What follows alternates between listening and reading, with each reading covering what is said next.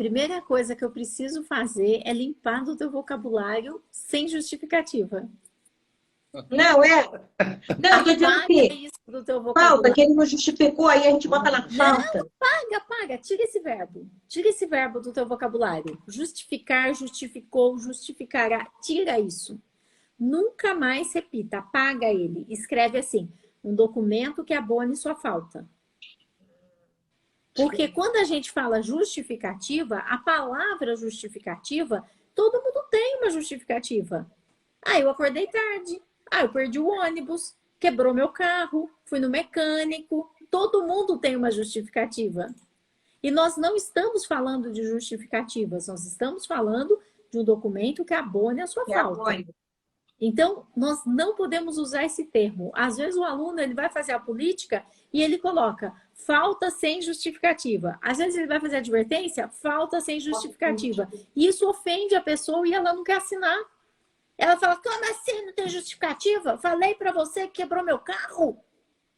Eu tenho uma justificativa, entendeu? E nós não estamos falando de justificativa. Então, quando você usa esse termo justificativa, todo mundo tem. É o termo. Para mim, é importante que todos os empresários que estejam aqui ouvindo aprendam isso.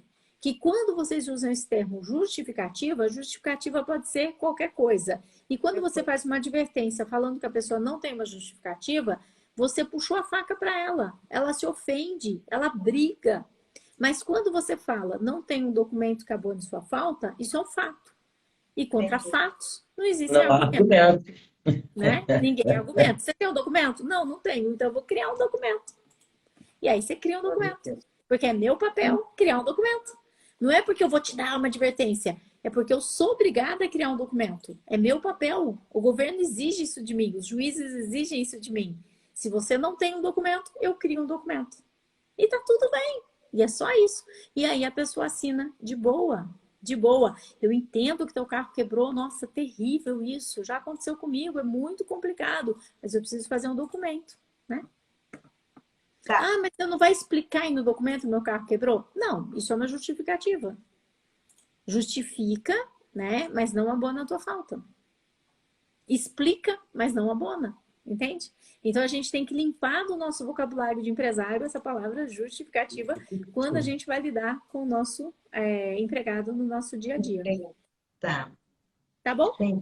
Foi exatamente isso que eu fiz. Passamos uma situação aqui com um funcionário que a mulher dele teve filho e ele tinha 5 dias para ficar em casa.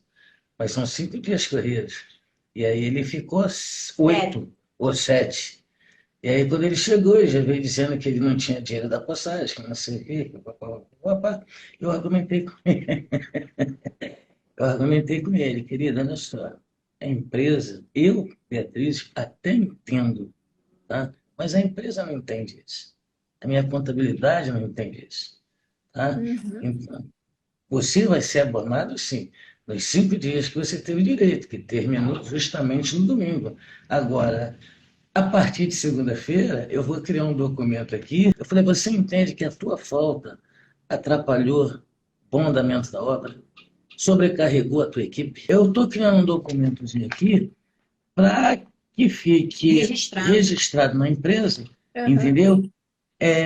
Que você faltou. Você assina aí, ela criou lá alguma coisa e tal, junto com a dona Soraya ali, que é a nossa secretária, e ela criou alguma coisa lá e ele assinou de boa. Ele assinou sem problema. E aí, poxa, mas eu não tenho dinheiro da passagem. Eu falei, olha só, inclusive, a contabilidade não vai liberar o valor da tua passagem, porque você gastou indevidamente. Quando a empresa coloca um valor no teu bilhete, é para você vir trabalhar. É mobilização para você vir trabalhar. E como você gastou com outras coisas, e eu entendo que você quer trabalhar, porque você está presente aqui, eu vou fazer o seguinte com você, tá? Eu vou liberar um valorzinho para você comparecer ao trabalho. Perfeito? E isso vai sair para você como um vale, tá? Você vai assinar um valezinho e depois eu vou descontar esse valor. Porque você usou indevidamente o valor que você tinha para se mobilizar.